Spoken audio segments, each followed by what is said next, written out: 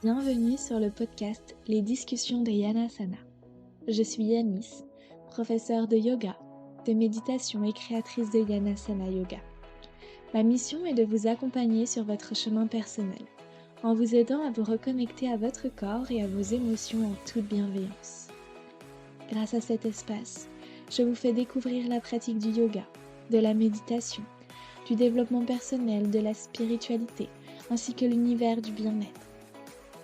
Je vous offre les clés vers le mieux-être et vous partage mes connaissances pour que chaque jour, vous dévoiliez votre lumière, que vous veniez à votre propre rencontre et que vous exploriez votre potentiel. Je vous souhaite un très beau moment de partage, d'échange et d'inspiration. Bonjour les yogis, j'espère que vous allez bien. Je suis très contente une nouvelle fois de vous retrouver cette semaine pour un nouvel épisode du podcast. C'est vraiment un beau rendez-vous, je trouve, pour qu'on puisse échanger chaque semaine. Et je vous remercie pour votre présence, pour chacun des épisodes. Ça me fait très chaud au cœur. Et aujourd'hui, on va venir parler un peu plus du yoga. Alors, qu'est-ce que le yoga? Comment on peut définir le yoga? Qu'est-ce qui se trouve derrière le yoga? Et qu'est-ce que réellement le yoga?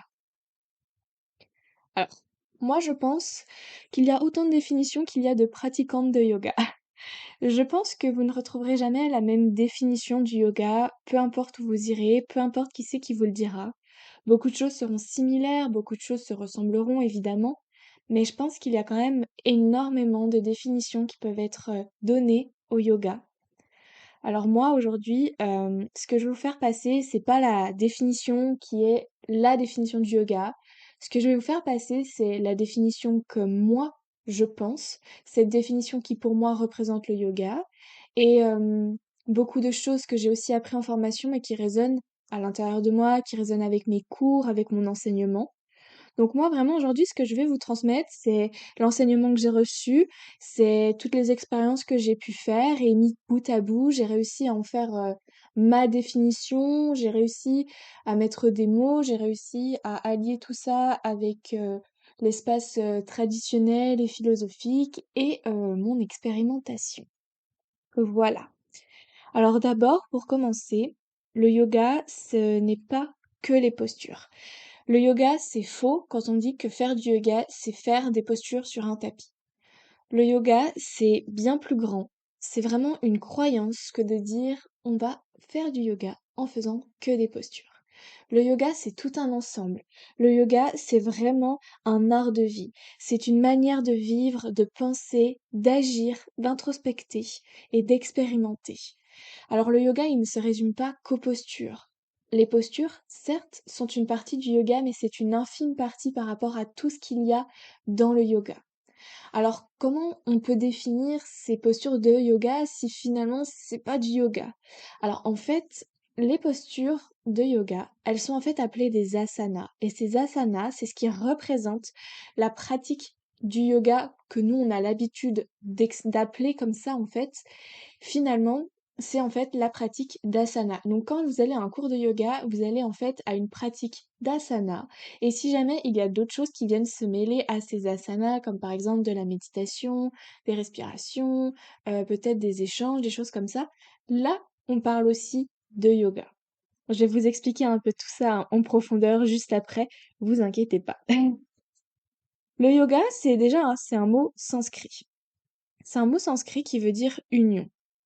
L'union du corps, l'union de l'esprit, l'union du nous avec notre divin, avec le divin, l'union des uns et des autres.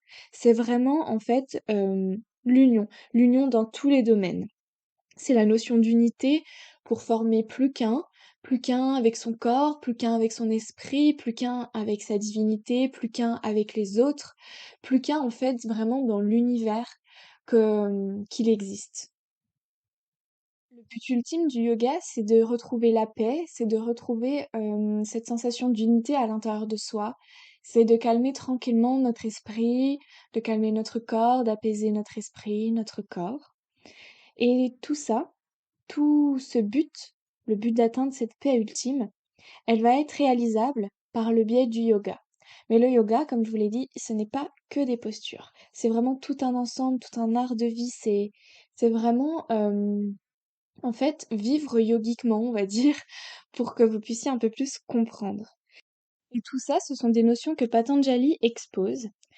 D'après Patanjali, le but du yoga, c'est vraiment de nous faire atteindre l'état de paix ultime, qui s'appelle le samadhi. Pour vous préciser un petit peu qui est Patanjali, Patanjali, c'est un sage qui nous a transmis dans des textes fondateurs du yoga qui s'appellent les Yoga Sutras, beaucoup d'enseignements sur le yoga, qui nous expliquent comment est formé le yoga, quel est le chemin, quel est le but à atteindre. Il nous donne un petit peu, entre guillemets, les clés pour arriver au samadhi, donc l'état de paix ultime, dont Patanjali croyait fortement. Et donc, d'après Patanjali, le yoga est composé de 8 membres. Et le but est d'atteindre le 8e membre, qui est le samadhi. Ce, grâce aux 7 membres qui précèdent le dernier et 8e membre. Ces membres, ils peuvent aussi être appelés des branches. Et donc, toutes ces branches et 8 membres sont des moyens de pratiquer le yoga et sont des moyens d'atteindre le but ultime d'après Patanjali, l'état de paix, le samadhi. Pour que vous compreniez un petit peu plus pourquoi le yoga, ce n'est pas uniquement les postures, je vais vous parler un petit peu plus de ces 8 branches, de ces 8 membres, pour que vous puissiez y mettre des images, des actions, des émotions peut-être, sur ce qui peut être fait et ce qui est fait lorsque l'on pratique le yoga. Alors en fait, on va d'abord parler de la première branche. La première branche du yoga, ou le premier membre, comme vous préférez. Ça s'appelle les yamas. Les yamas, ils représentent toutes nos actions envers les autres. C'est un petit peu les normes de conduite en société, si vous voulez. Et ces yamas, ils sont composés de 5 catégories. Dans ces 5 catégories, on va retrouver Ahimsa. Ahimsa, c'est la non-violence. Donc par exemple, c'est le fait de ne pas juger, de ne pas être méchant. On peut aussi trouver dans cette pratique l'alimentation végétale. On peut aussi y trouver le bien-être animal. Voilà pour Ahimsa. On a ensuite Satya. Satya, c'est la vérité. Donc Satya, on nous demande d'être honnête et aligné avec ses pensées et ses paroles. C'est-à-dire qu'il ne faut pas mentir aux autres, mais il faut aussi ne pas se mentir à soi-même. Parce que parfois, il est possible qu'on puisse se voiler la face dans certaines situations. Mais ici, ce qui est important, c'est vraiment d'être honnête, sincère envers soi-même, mais aussi envers les autres. Ensuite, le troisième, c'est Asteya. Asteya, c'est la non-convoitise. C'est-à-dire que on va essayer ici de venir comprendre notre jalousie, de comprendre qu'on n'a pas besoin d'être jaloux des autres, que l'on a déjà ce que nous avons besoin d'avoir, que les idées des autres, bah, c'est les idées des autres et qu'il faut pas les voler, par exemple. Qu'il faut pas envier une personne qui a quelque chose parce que nous aussi on est capable de l'avoir, ou alors nous aussi on a d'autres choses que peut-être cette personne n'a pas, et que on devrait juste se contenter et être reconnaissant pour ce que l'on a. On a ensuite Brahmacharya qui est la modération.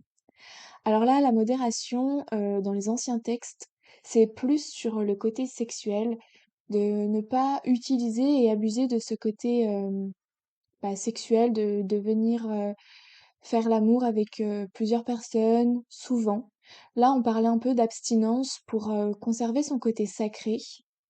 Mais à l'heure actuelle, on parle aussi, par exemple, de la consommation de masse, des achats qu'on peut faire lorsqu'on va faire des journées shopping, l'accumulation de choses, des choses comme ça. Et là, c'est vraiment le but de faire attention à sa consommation finalement. Ensuite, on va pouvoir retrouver aparigraha. Donc là, c'est le non-attachement.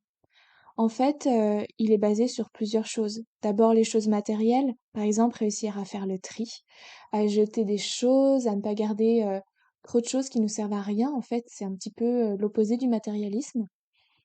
Et aussi il y a toute, la sphère et la zone autour de l'être humain.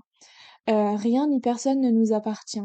Aucune personne ne nous appartient. Et Patanjali explique bien que même les enfants, que vous soyez parents ou pas, un enfant n'appartient pas à ses parents. Un enfant, il a été mis au monde grâce à ses parents. Ses parents sont là pour lui transmettre des enseignements, mais il ne lui appartient pas.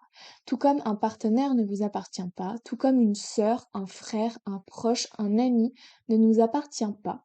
Et c'est vraiment une grande partie des yamas, donc souvenez-vous, la première branche, le non-attachement. Voilà. Alors là, on est passé par la première branche avec ses 5 catégories et on va enfin pouvoir passer à la deuxième branche.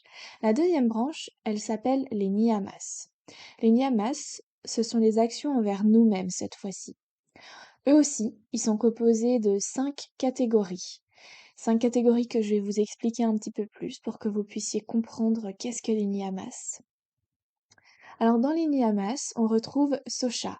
Socha, c'est la pureté. Alors là, c'est tout simplement l'hygiène corporelle, mais aussi l'hygiène mentale. L'hygiène corporelle, elle peut tout simplement passer par prendre une douche, faire un gommage peut-être. Euh, L'hygiène mentale, c'est aussi le fait de cultiver de belles pensées, de cultiver la gratitude, de ne pas mentir, de ne pas venir s'infliger entre guillemets des pensées qui sont juste dans notre tête et c'est d'essayer d'avoir des pensées un peu plus agréables. Il y a aussi le fait, par exemple, que vous pouvez vous purifier grâce à la sauge, purifier votre environnement, purifier votre corps. Voilà. Socha, c'est vraiment la pureté dans toute sa globalité. On a ensuite Santosha. Santosha, c'est le contentement. Donc là, ça va être de cultiver sa gratitude, de prendre conscience de ce que l'on a déjà, d'être reconnaissant pour ce que l'on a vécu, ce que l'on vit, ce que l'on possède. Là, c'est vraiment un moment pour remercier et cultiver toute cette gratitude que l'on a à l'intérieur de nous et se rendre compte de tout ce que l'on a dans notre vie, des plus petites choses aux plus grandes choses en fait. Là, c'est vraiment un moment de remerciement. Ensuite, pour la troisième catégorie, on a tapas. Tapas, c'est la discipline. Si vous voulez, c'est le fait de réussir à atteindre ses objectifs et de cultiver sa motivation chaque jour. Peut-être que on a l'habitude de se dire bon bah ça je le ferai demain. Et bah là dans la tradition du yoga, on dit que tapas c'est une énergie qu'on doit développer à l'intérieur de nous pour réussir à garder cette motivation et cette discipline. Alors faut pas que ça aille au-delà de vos limites, mais il faut que ce soit quelque chose qui puisse vous booster et vous sortir légèrement de votre zone de confort. Par exemple, ça fait 3 jours que vous n'avez pas fait de yoga et vous êtes là: «Oh, je le ferai demain mon yoga». Bah non. Bah là, si ça fait 3 jours que vous n'avez pas fait de yoga, vous pouvez vous dire: «OK, je cultive tapas, je déroule mon tapis et je vais faire mes postures de yoga». Vous voyez comment c'est très ancré dans nos mentales, le fait que le yoga, ce soit les postures de yoga. Je vous ai dit, ça fait longtemps qu'on n'a pas fait de yoga, on va dérouler notre tapis. Non, ça fait longtemps qu'on n'a pas fait des postures de yoga ou des asanas, donc on va aller dérouler son tapis. Et c'est bien pour ça que je voulais vous faire cet épisode pour vous montrer à quel point il y a un amalgame autour du yoga et à quel point le yoga est vraiment un immense domaine, un immense art de vie, un immense champ et un chemin à entreprendre. Et donc du coup, pour continuer, c'est que dérouler son tapis, ça va vous permettre de venir instaurer un petit peu de discipline. Vous n'êtes pas obligé de le faire tous les jours, loin de là, mais vous pouvez tout simplement vous dire, voilà, ça fait longtemps que je n'ai pas pratiqué les asanas, alors aujourd'hui, je me motive, je prends mon tapas, la discipline, et j'y vais. Ensuite, pour la quatrième catégorie, on a Svadhyaya, c'est l'étude de soi. En fait, c'est ici venir introspecter, apprendre à se connaître, comprendre ses émotions, comprendre ses ressentis, comprendre ses réactions. C'est vraiment un moment d'introspection, un moment pour venir bah, se comprendre, venir introspecter, venir se connaître, parce que c'est très important de savoir qui on est, comment on réagit, comment on agit et comment on fonctionne. Donc c'est une catégorie à part entière dans les niyamas. Et ensuite, on a la dernière catégorie des niyamas qui est Isvara Pranidhana. Donc là, Isvara Pranidhana, c'est la dévotion. La dévotion dans les anciens textes, c'est surtout la dévotion aux dieux hindous de l'hindouisme, la dévotion à cet art sacré qui est le yoga, à toutes ces divinités qui existent. À l'heure actuelle, si on voudrait moderniser, c'est plus la dévotion, par exemple, envers quelqu'un d'autre, aider quelqu'un qui est dans le besoin. Aussi, ça peut être, par exemple, se dévouer à sa passion, se dévouer à sa famille, se dévouer à son métier, à ses amis, à ses proches. C'est vraiment ici le fait, voilà, de donner. Donner sans attendre, un retour, donner sans vouloir forcément recevoir et juste le fait de donner, hem et que ce soit agréable pour nous. Faut pas dire qu'on va donner juste pour pratiquer la dévotion. Non, non, si on a envie de donner, d'être présent, et ben c'est vraiment ça la dévotion et c'est une catégorie des niyamas qu'on peut cultiver pour arpenter le chemin du yoga. Voilà pour les 5 catégories des niyamas. On va ensuite passer à la troisième branche du yoga qui est les asanas. Ça y est, on arrive aux asanas. Alors comme vous avez pu le comprendre, les asanas, ce sont les différentes postures de yoga. Donc autrement dit, c'est la pratique posturale sur notre tapis lorsqu'on pratique toutes les postures de yoga qui existent. Et si vous voulez, ça c'est du coup ce que l'on pense être le yoga. Mais finalement, c'est juste la troisième branche sur 8 branches qui représente le yoga. Donc voilà, les asanas, c'est vraiment que la troisième branche. Donc comme tout à l'heure, par exemple, comme je vous ai dit, ça faisait longtemps que j'avais pas fait de yoga, mais c'est faux, ça faisait longtemps que j'avais pas fait d'asana. Et donc c'est là où il y a vraiment toute cette nuance, la nuance des postures et la nuance du yoga. Les postures, c'est un membre du yoga, et le yoga, c'est un art de vie. Ensuite, on va passer à la quatrième branche. La quatrième branche, c'est les pranayama. Les pranayama, c'est les exercices de respiration. C'est les exercices qui nous permettent de contrôler notre souffle. Vous allez beaucoup en faire durant une pratique d'asana. Du coup, là, vous pratiquerez beaucoup de branches du yoga, par exemple dans un cours de yoga où vous pourrez pratiquer la méditation, les pranayama, les asanas. Et donc, ces pratiques de respiration, c'est aussi une branche qui constitue le yoga. Ensuite, on passe à la cinquième branche. La cinquième branche qui est pratyahara. Pratyahara, c'est le retrait des sens. En fait, on va prendre le temps de venir se concentrer sur soi, sur son intérieur, sur son monde intérieur. Et c'est un moment d'introspection loin des agitations extérieures, on va dire, où on va essayer tranquillement de ramener ses sens un peu plus à nous. On va essayer de ne pas se focaliser sur les bruits extérieurs, peut-être qu'on va aussi fermer les yeux pour éviter les perturbations visuelles. On va essayer tranquillement de ne pas se concentrer sur la senteur qui peut arriver dans la pièce et vraiment juste tourner son regard à l'intérieur de soi et éviter de se laisser distraire par tous ces sens. Même si ces sens, ils sont très utiles dans d'autres pratiques, là, on commence tranquillement à aller vers une relaxation, vers un apaisement de l'esprit et c'est important de ne pas se laisser distraire par ce qu'il y a autour de nous. On passe ensuite à la sixième branche du yoga, donc on se rapproche du samadhi, la huitième. La sixième branche, c'est dharana. Dharana, c'est le ralentissement de notre esprit, on va dire ça comme ça. Plus précisément, c'est la concentration. Quand on est concentré sur quelque chose, notre esprit y ralentit, voire même il se calme et il s'apaise. Donc dans le yoga, on part du principe que rester concentré, c'est carrément une part entière pour faire du yoga. Et ça va arriver grâce à dharana. Dharana, qui est la concentration. Et donc tout ça, c'est aussi de fil en aiguille la suite de pratyahara, souvenez-vous, le retrait des sens. Quand on va doucement aller retirer nos sens pour venir se concentrer, voilà, on arrive à dharana. Dharana, la concentration, et donc un apaisement de l'esprit. Ça peut être un apaisement plutôt, on va dire, débutant, même si c'est pas le terme le plus approprié, c'est le premier niveau, voilà, le premier niveau d'apaisement de notre esprit grâce à la concentration. On va ensuite aller chercher donc notre septième branche, l'avant-dernière branche, qui est dhyana. Dhyana, c'est la méditation. Donc la méditation, c'est un état de pleine conscience. C'est quand notre flux de pensée s'interrompt ou tout du moins, quand on arrive à observer ce flux de pensée sans se laisser distraire, quand on arrive à prendre du recul et à dire OK, là je suis en train de penser à ça, OK, là il y a ça, là il y a ci, mais moi je suis là, je respire. Et je me laisse pas distraire par tout ce qu'il y a à l'extérieur et par tout ce brouhaha dans ma tête.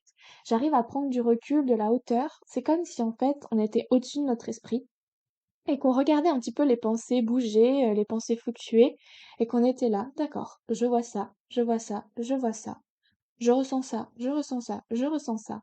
Mais moi je suis en haut de tout ça pour le moment. Je calme mon esprit, je fais un retour à moi, j'introspecte et voilà ce qui se passe. Et ensuite, on arrive du coup à notre huitième branche qui est le samadhi. Le samadhi, comme vous l'avez sûrement compris, c'est l'état d'extase, de paix ultime. C'est la connexion à son divin, à sa propre divinité. Et en fait, pour arriver à ce samadhi, à cette huitième branche, on a besoin de passer par tous les autres membres.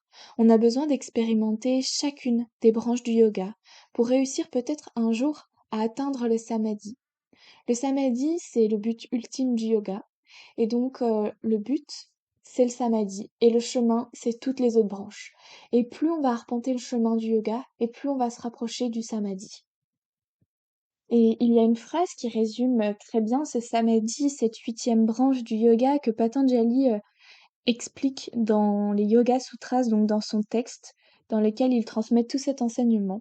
Ça s'appelle Chitta Vritti Nirodha.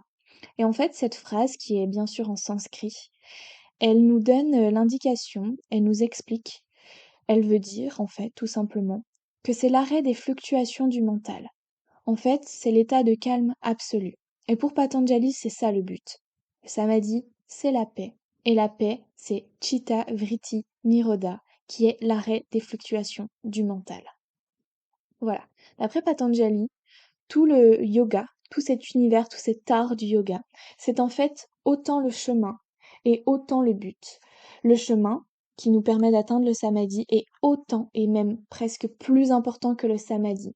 Parce qu'on n'arrivera sûrement jamais à atteindre le samadhi, ou peut-être juste pendant quelques minutes, pendant un moment d'expansion de conscience, ou de pleine conscience, ou de conscience modifiée. Peut-être qu'à ce moment-là, on arrivera peut-être à toucher du bout du doigt le samadhi et la paix ultime, mais ce n'est pas quelque chose qui pourra rester toute, toute votre vie à l'intérieur de vous et dans votre monde.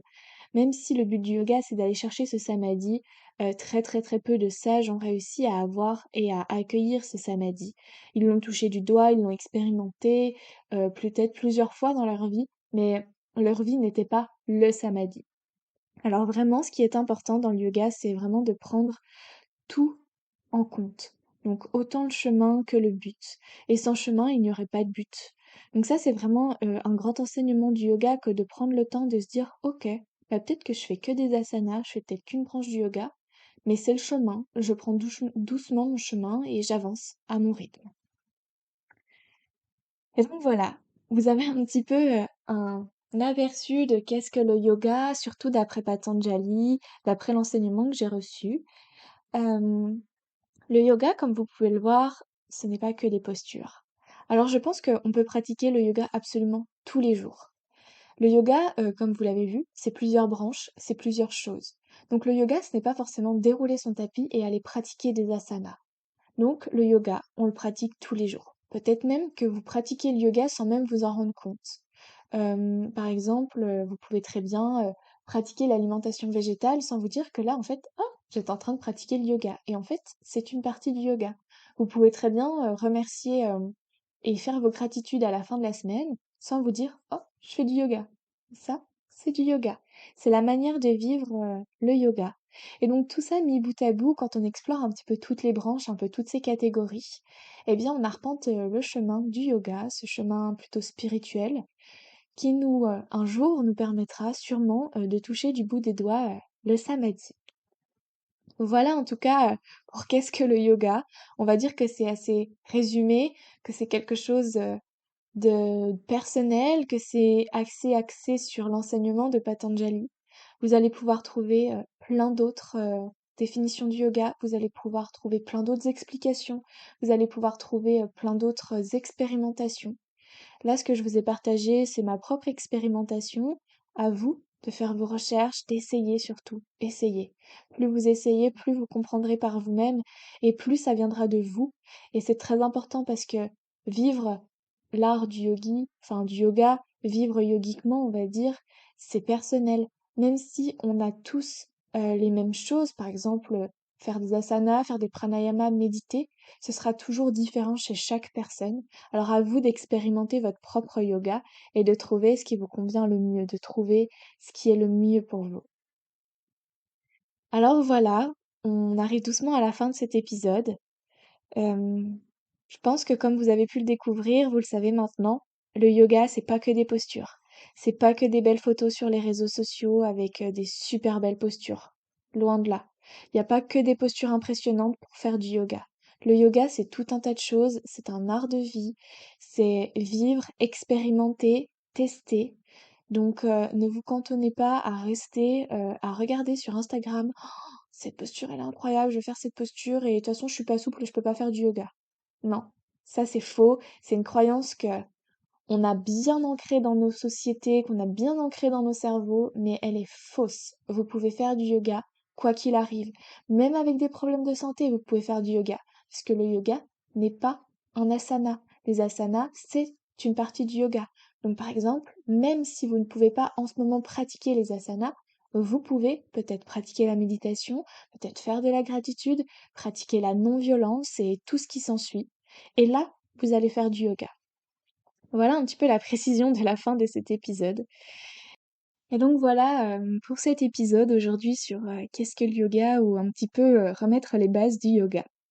Je vous remercie, d'avoir, écouté cet épisode. J'espère qu'il vous aura éclairé. J'espère que vous aurez appris des choses, que vous aurez compris des choses et que là, à la fin de cet épisode, vous allez expérimenter pleinement toutes les phases du yoga, enfin tous les membres du yoga. En tout cas, n'hésitez pas à me le dire en commentaire, votre avis, qu'est-ce que le yoga pour vous? Quelles choses vous pratiquez dans l'art du yoga? Voilà, si vous avez des questions aussi, n'hésitez pas, je suis vraiment là pour discuter avec vous et pour, essayer de répondre un maximum à toutes ces questions que vous pouvez vous poser. Et donc voilà. Voilà pour aujourd'hui. On se dit à la semaine prochaine pour un nouvel épisode. Je vous souhaite une belle soirée ou bien une belle journée en fonction de quand vous écoutez cet épisode et namasté les yogis.